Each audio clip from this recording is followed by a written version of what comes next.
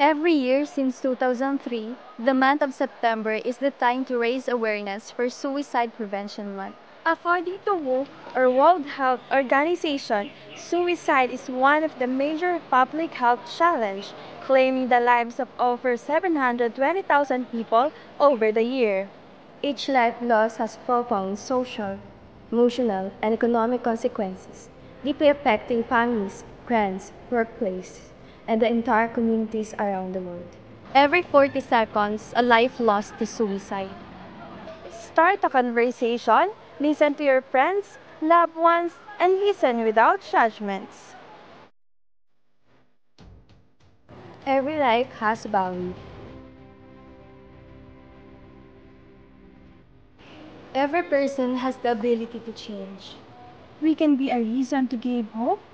We can be the light for them.